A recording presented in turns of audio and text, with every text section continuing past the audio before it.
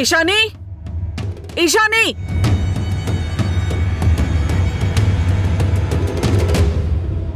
ಅಕ್ಕ ಏನಾಯ್ತಕ್ಕ? ನನ್ನ ಮಗಳನ್ನ ಯಾಕೆ ಹಾಕಿ ಕರೀತಾ ಇದೀಯಾ? ಅವಳು ಬರ್ಲಿ ಹೇಳ್ತೀನಿ. ಈಶಾನಿ,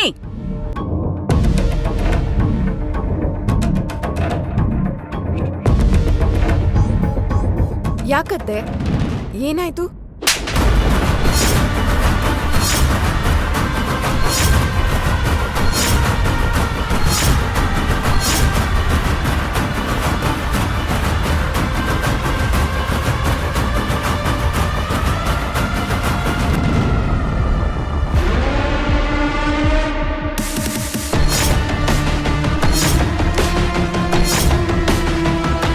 ಅತ್ತಿಗೆ, ನನ್ ಮಗಳ ಮೇಲೆ ಯಾಕೆ ಕೈ ಮಾಡ್ತಾ ಇದ್ದೀರಾ? ಮಾತಾಡ್ಬಾರ್ದು. ಯಾಕೆ ಮಾತಾಡಬಾರ್ದು? ನೀವು ಕಾರಣ ಇಲ್ಲದೆ ನನ್ನ ಮಗಳ ಮೇಲೆ ಕೈ ಮಾಡ್ತಾ ಇದ್ರು ನಾವು ನೋಡ್ಕೊಂಡು ಸುಮ್ಮನೆ ಇರ್ಬೇಕಾ?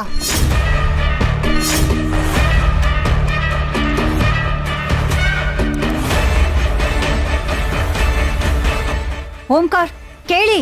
ನನ್ನ ಮಗಳಿಗೆ ಹೊಡೆಯುವಂಥದ್ದು ಈಗ ಏನಾಯ್ತಕ್ಕ? ನಿಮ್ ಮಗಳು ಏನ್ ಮಾಡ್ತಿದ್ದಾಳೆ ಅನ್ನೋ ಪ್ರಜ್ಞೆ ನಿಮ್ಮಿಬ್ರಿಗೂ ಇಲ್ವಾ?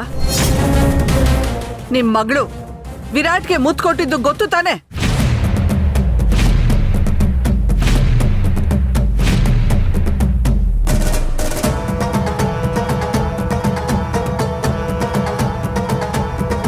ನಿಮ್ ಮಗಳು ಮದ್ವೆ ಆಗಿರೋ ಹುಡುಗಂಗೆ, ಅದ್ರಲ್ಲೂ ಅವನ್ ಹೆಂಡತಿ ಮುಂದೆನೆ ಮುತ್ತು ಕೊಟ್ರೆ ಅದನ್ನ ನೋಡ್ಕೊಂಡು ಸುಮ್ನೆ ಇರ್ಬೇಕಾ?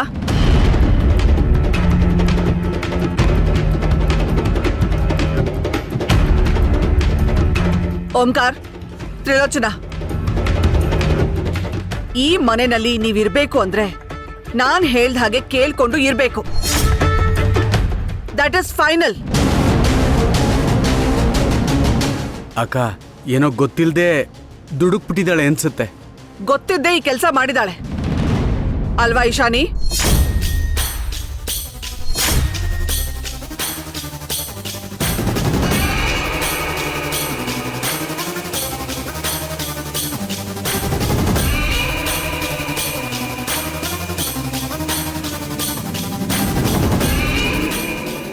ನಿನಗೆ ಕೊಟ್ಟು ಮಾತಿನ ಪ್ರಕಾರ ವಿರಾಟ್ನ ನಿನಗೆ ಕೊಟ್ಟು ಮದ್ವೆ ಮಾಡ್ಲಿಲ್ಲ ಅನ್ನೋ ಕಾರಣಕ್ಕೆ ಇಷ್ಟೊಂದು ಮುಂದುವರೆದಿದ್ಯಾ ಅಂತ ನಾನು ಅನ್ಕೊಂಡಿರ್ಲಿಲ್ಲ. ಹೇಳದ್ನಲ್ಲ ನಿನ್ನ ಮದ್ವೆ ಜವಾಬ್ದಾರಿ ನಂದು ಅಂತ. ಆದ್ರೂ ಯಾಕೆ ಹೀಗೆ?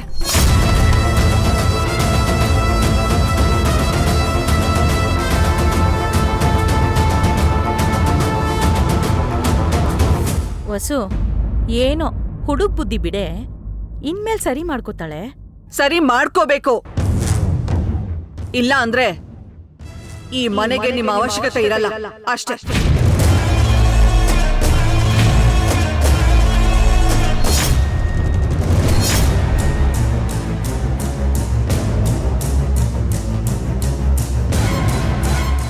ಸಿಂಧು, ಕೆಲವು ಸಾರಿ ವಾದ ಮಾಡಿ ಜಗಳ ಮಾಡಿದ್ರೆ ಆ ಸಂದರ್ಭದಲ್ಲಿ ಆ ವ್ಯಕ್ತಿನ ಕಳ್ಕೊಂಡ್ಬಿಡ್ತೀವಿ.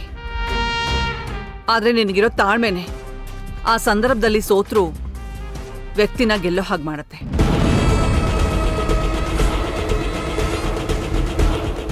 ಇವಳು ಮಾಡಿದ್ದನ್ನ ಮನ್ಸಿಗೆ ಹಚ್ಕೋಬೇಡ.